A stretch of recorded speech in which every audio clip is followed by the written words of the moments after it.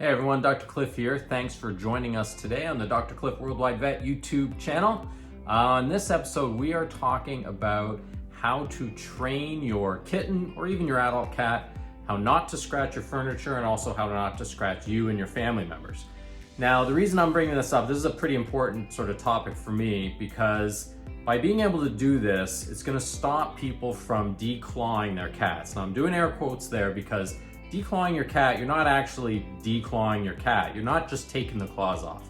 It's a pretty barbaric, it's not actually pretty barbaric. It is a barbaric surgery, and one that I stopped doing. I'm a little embarrassed to say that I did it when I first graduated, but I was just a kid. We kind of didn't know better, and we were starting to realize the dangers long-term about declawing your cat. So again, back to the surgery, what we're actually doing is we're taking off, we're amputating the last sort of knuckle portion of the fingers. So all of your cat's front 10 digits are going to be cut and removed and amputated from this last knuckle. That's the only way to stop the claws from regrowing.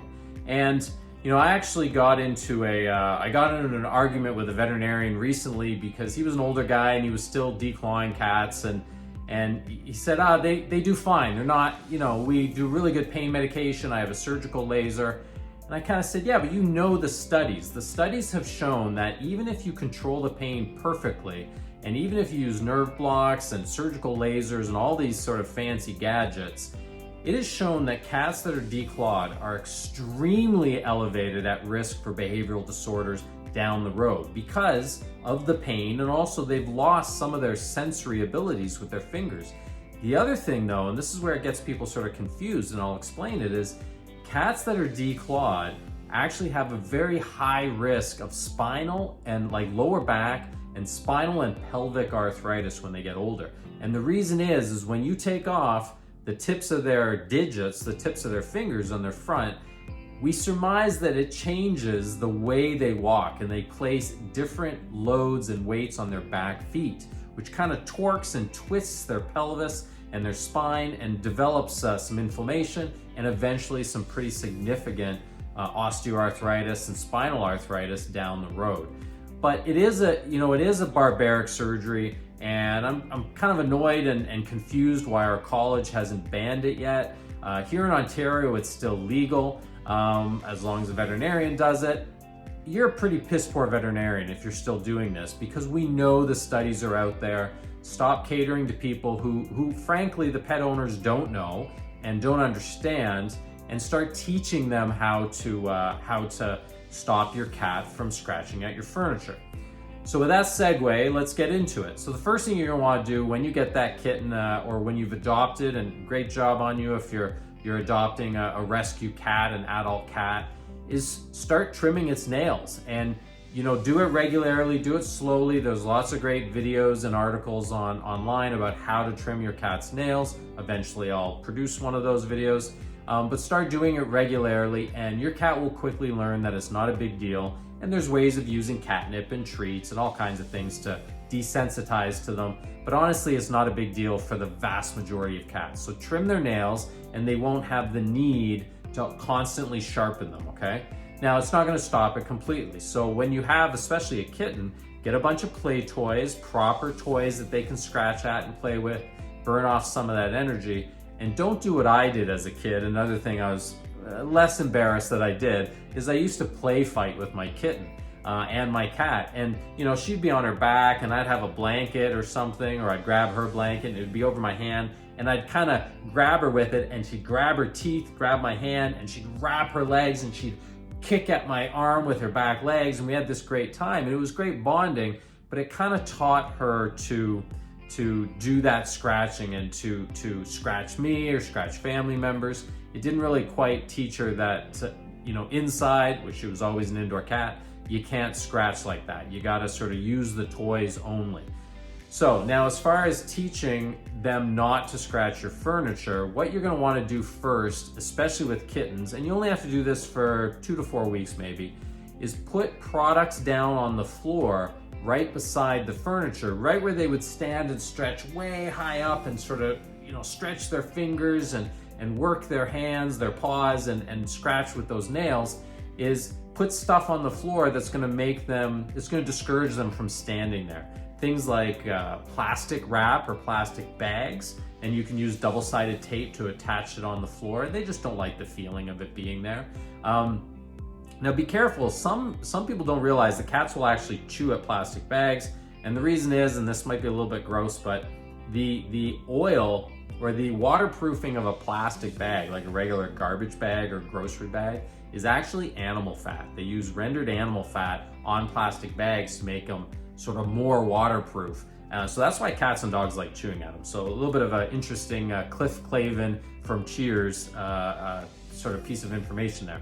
So use some plastic, you can use sandpaper, you can use tin foil or aluminum foil. You can even put the double-sided tape on the ground, and cats don't really want to stand there, and so they're going to find somewhere else to scratch. So there's the segue into getting scratching posts. If you're going to be saving hundreds of dollars on not declawing your cat, you can spend some nice money on getting some decent scratching posts. Get ones that look nice, that fit your sort of decor. Get ones that are horizontal, some that are vertical, different like structures, different materials, because cats will pick which ones they like on any given day. We all know that cats are kind of finicky and a little bit extra, a little bit of extra work that they need to keep, that we need to do to keep them happy. So get all kinds of different materials for them, and they'll be able to pick out what they like. And then what you can actually do, well, I should say first, now where do you put these scratching posts? I can tell you where you don't put them. You don't put them beside the furniture that you don't want them to scratch. And the reason is when they stretch out their feet, they're actually releasing some scent glands in their paws, almost like sweat, basically. Now, we can't detect it, but these scent glands, and it kind of triggers a memory in them or an urge to scratch that area. So if you have the scratching post right beside your fancy antique sort of couch with oak leggings, they may just say, hey, this whole area smells like scratching heaven, so I'm gonna scratch this furniture. So keep those scratching posts away from your furniture, and for the same reason, also keep it away from their litter and away from their food. So basically, their scratching is exercise time. They should have little gyms in the corners of different houses, that's sort of different rooms in your house. Now you can actually use those scent glands to teach your kitten to use the scratch post. So what you can do is very gently, it's kind of adorable, is press the feet up against, press the paws up against those scratching posts when you bring your kitten home or your newly adopted adult cat. Now don't drag the feet, okay? Don't grab it and sort of drag it down and then, oh, good girl, good boy, this is how you do it, because you can actually injure their fingers and their ligaments can get sore, and they're gonna resent you, they might resent the scratching post, it can be a big issue. But if you kind of use all these things, it'll teach them sort of regularly how to use these scratching posts. Now the last thing you can do, and talk to your veterinarian, talk to your sort of pet supply product store supervisor, that you can look for these things. I call them Lee press-on nails for cats. They're basically these rubber nail caps. You can actually get them for dogs too. And they kind of look silly. I think they're adorable. I think they're pretty cool. And a lot of veterinarians, for next to nothing, some will actually do it for free, will actually show you and help you put them on, because we're so happy that you're not declawing your cat. And you can actually pick out different colors. You can get green and red for Christmas and nice flowery colors for the spring, and you can get black and orange for Halloween. You can really kind of get into the seasons and the celebrations by sort of blinging up your cat with these Lee press-on nails for their nails. Now they like them. It's not a big deal. They don't mind them. Eventually they fall off. You trim the nails because the nails have gotten long, and then you put on a new set, and you can start to rotate sort of different colors. You can actually use these for dogs, as I said before.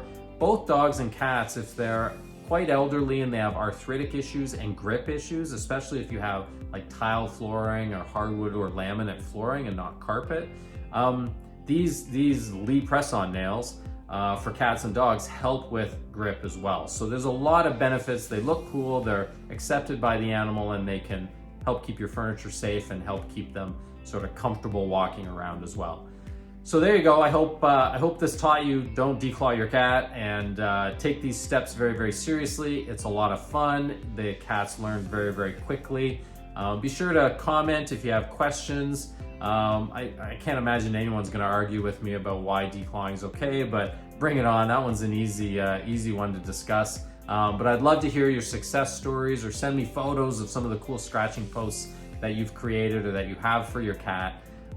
Like and subscribe. Check out our Patreon page to help us support our animal rescue volunteer work. And once the pandemic's over, which is happening while I'm recording this, we're going to be able to travel as well, so you can help support our efforts around the world. And last but not least, other than not declawing your cat, be kind to animals. Thanks.